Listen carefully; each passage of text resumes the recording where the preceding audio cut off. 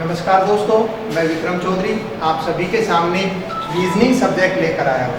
ठीक है, देखिए सबसे पहले हम इसके बारे में परिचय के बारे में देखते हैं कि रीजनिंग सब्जेक्ट है क्या। तो देखो, ये जो रीजनिंग है कहने का मतलब एक मानसिक योग्यता, आपके दिमाग की योग्यता को जांचने वाला आपका सब्जेक्ट है। ठीक है, तो देखिए ये जो रीजनिंग है ये दो प्रकार का है। आपका जो सब्जेक्ट है दो टाइप यानी कि दो प्रकार का है। सबसे पहला तो है आपका वर्बल, दूसरा है नॉन वर्बल।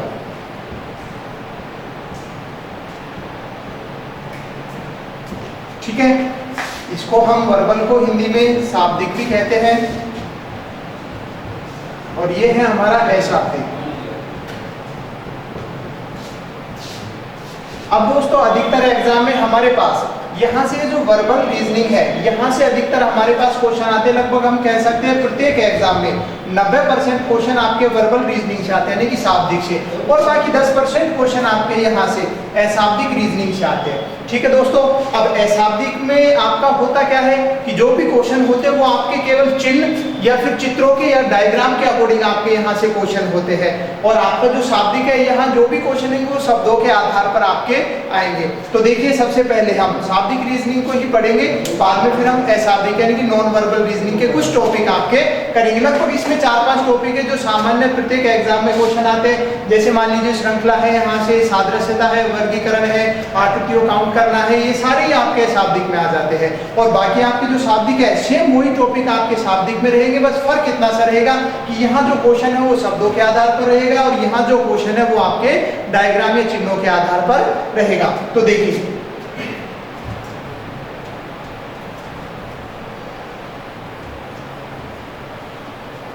सबसे पहले हम टॉपिक स्टार्ट करते हैं यहां से पासा।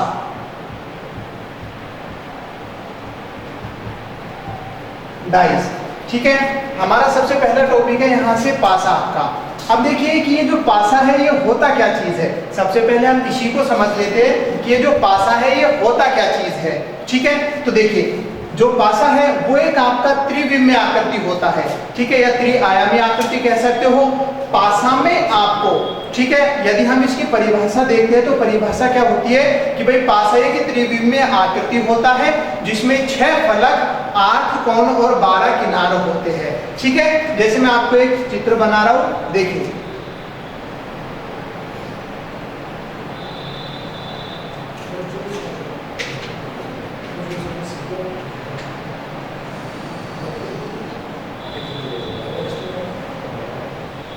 ठीक है दोस्तों, ये हमारा एक डाइस यानी कि पासा है। अब इसकी जो परिभाषा है वो क्या है कि इसमें 6 फलक होते हैं। ठीक है, फलकों की संख्या कितनी होती है? 6। 8 इसमें कोण होते हैं, ठीक है, और 12 इसमें किनार होते हैं। 12 किनार होते हैं। कहने का मतलब कि एक ऐसी त्रिविमीय आकृति जिसमें 6 फलक होते हैं, 8 कोण होते हैं, 12 किनार होते हैं, उसे हम पासा कहते हैं। अब जैसे हम इसमें कोण देखते हैं कि भाई कौन कौन से है। देखो 1 2 3 4 5 6 7 और 8 ये तो होंगे हमारे किनारे यानी कि कोण हो गए। ठीक है, अब 6 फलक, अब आपको यहाँ जैसे एक फलक ये रहा, एक फलक ये रहा, ठीक है, और एक फलक ये रहा। आपको जो डाइस है उसमें केवल एक साथ केवल 3 ही फलक दिखाई देते हैं। ठीक है, तो देखिए 6 फलक हो गए। अब ये जो किनार है, किनार कौन कौन सी है? देखो 1 2 3 4 5 6 7 8 9 10 11 और 12 ये हमारे क्या होते हैं? किनार होते हैं। ठीक है दोस्तों, तो सबसे पहली प्राथमिकता कि भाई ये जो डाइस है ये होता क्या है। डाइस आपका होता है एक त्रिविमीय आकृति जिसमें 6 फलक होते हैं, आपके 8 कोण होते हैं और 12 किनार होते हैं। उस आकृति को हम क्या कहते हैं? डाइस कहते हैं यानी कि पासा कहते हैं। और पासा में हमेशा एक साथ हमें 3 ही फलक दिखाई देते हैं। ठीक है दोस्तों, अब हम यहाँ से देखते हैं कि इस टॉपिक से आपके किस किस तरीके के क्वेश्चन आते हैं और किस तरीके से आपके यहाँ से एग्जाम में क्या क्वेश्चन बन सकता है। ठीक है, देखिए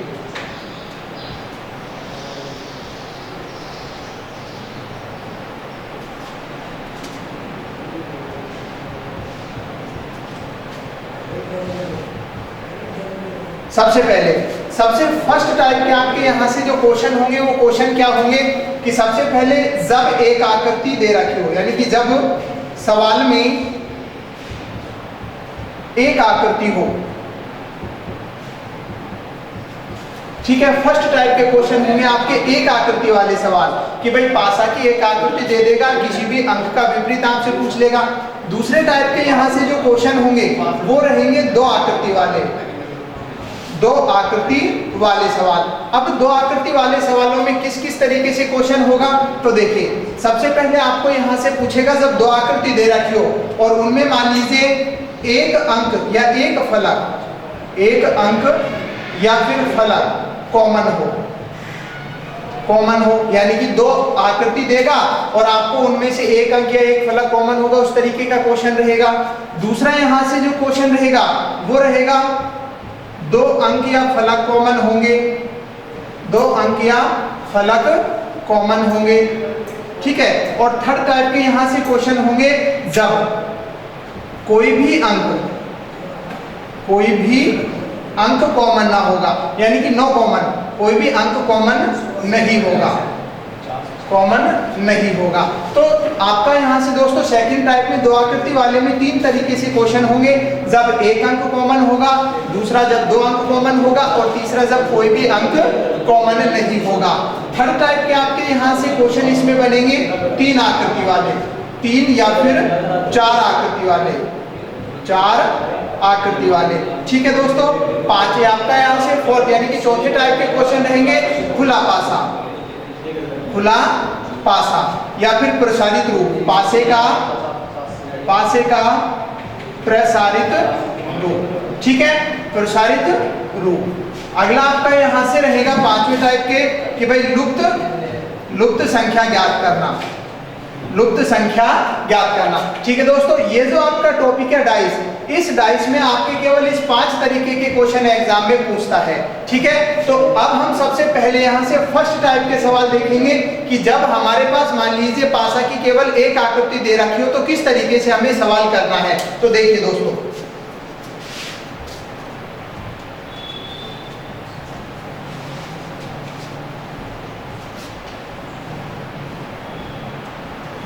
ठीक है, देखिए एक आकृति वाले पासे में आपको करना क्या है, ये जो डाइस है ये दो प्रकार का है, यानी कि दो भागों में बांट रखा है ये डाइस को। सबसे पहला तो है आपका यहां से जैसे साधारण पासा,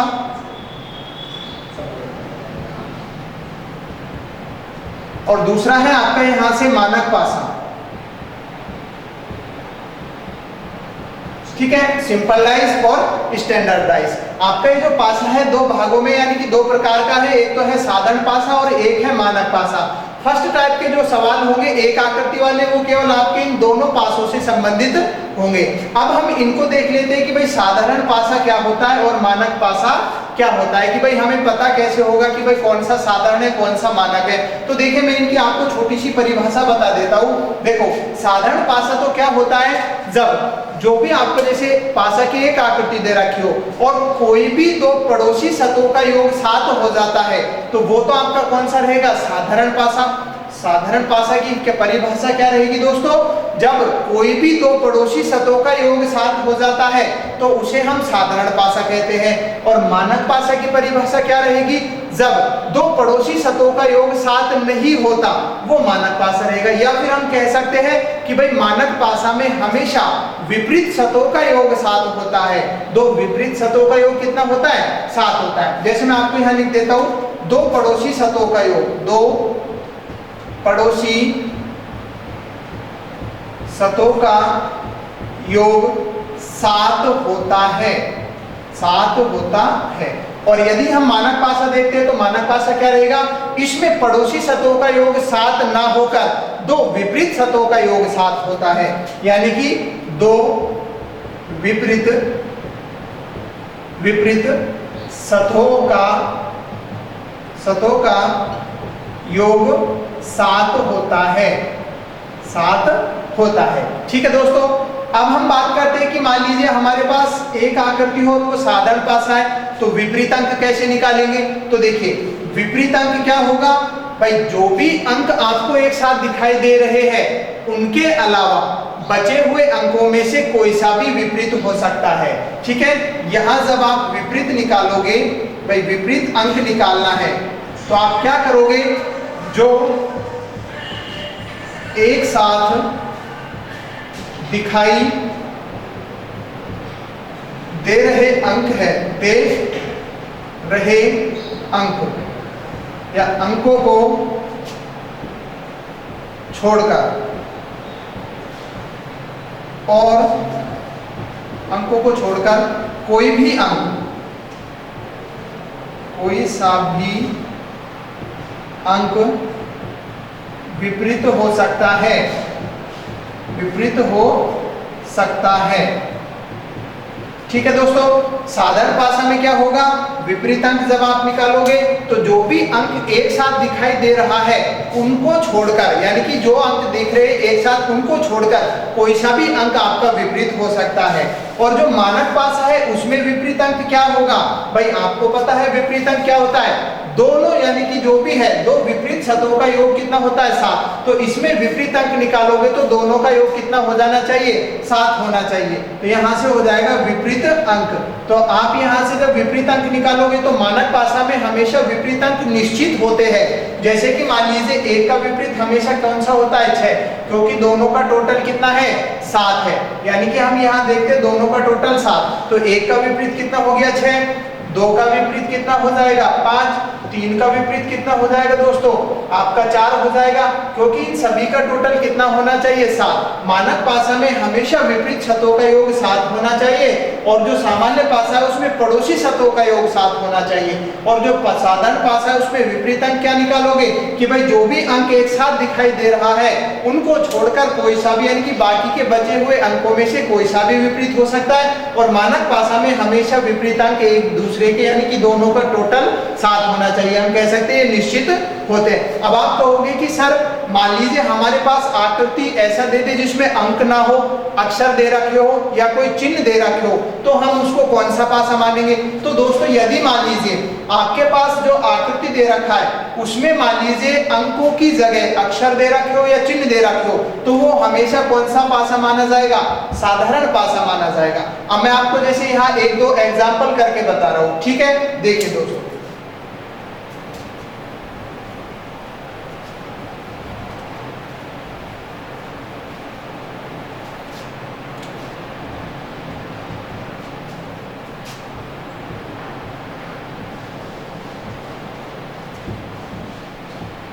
ठीक है, जैसे मान लीजिए हमारे पास कोई एग्जाम्पल है और यहां से मैं जैसे आपसे क्वेश्चन करता हूं कि भाई बताओ अंक 1 का विपरीत, 1 का विपरीत। अब आप यहां से देखोगे भाई आपके पास सवाल में केवल एक आकृति दे रखा है, और एक आकृति दे रखा है तो आपको पता है या तो वो साधारण पासा होगा या फिर वो कौन सा होगा, मानक पासा होगा।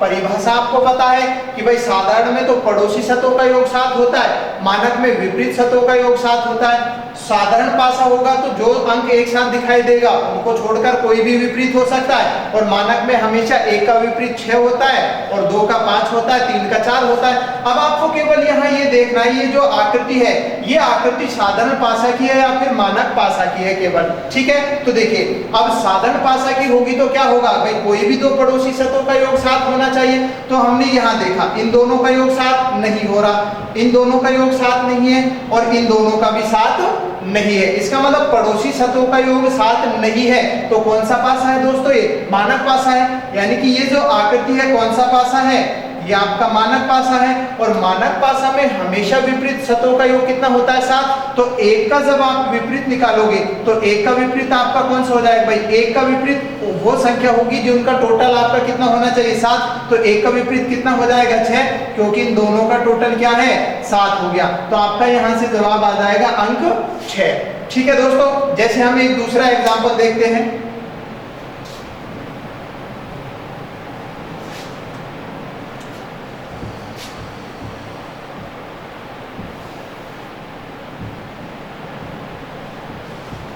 ठीक है, अब यहां से हमें निकालना है, जैसे मान लीजिए 5 का विपरीत, अंक 5 का विपरीत क्या होगा। अब हम सबसे पहले देखेंगे कि ये साधारण पासा है या मानक पासा है। तो देखो हमने इन दोनों का टोटल देखा तो 8 हो रहा है, इसका मतलब इन दोनों का टोटल 7 नहीं है, अगर होता तो साधारण होता। हमने इन दोनों का टोटल देखा दोनों सतहों का, इसका 9 हो रहा है। हमने इन दोनों का टोटल देखा, इन दोनों का टोटल कितना हो रहा है दोस्तों 7, और 7 हो रहा है, इसका मतलब पड़ोसी सतह है ये दोनों, और जब दो पड़ोसी सतहों का योग 7 हो जाता है तो कौन सा पासा होता है, वो साधारण पासा होता है। और साधारण पासा में जो भी अंक एक साथ दिखाई देगा वो तो उसका यानी कि कह सकते हैं, जैसे आपको यहाँ 5 का विपरीत निकालना है तो 5 के साथ कौन कौन सा दिखाई दे रहा है, 3 और 4 दिख रहा है, इसका मतलब 5 का ये दोनों तो विपरीत हो ही नहीं सकते। अब इनके अलावा बचे हुए अंक कौन से होंगे, तो देखो दोस्तों पासा में हमेशा 6 फलक होती है और आपको अंक 1 से 6 तक के ही मिलेंगे। अब यहाँ आपको 3, 4, 5 दे रखा है, इसका मतलब इनके अलावा कौन कौन से अंक बचे हैं आपके पास, 1 बचा है, 2 बचा है और आपका कौन सा बचा है दोस्तों, 6 बचा है। तो इसका मतलब ये जो 5 है इसका विपरीत 1, 2 और 6 में से कोई सा भी अंक हो सकता है।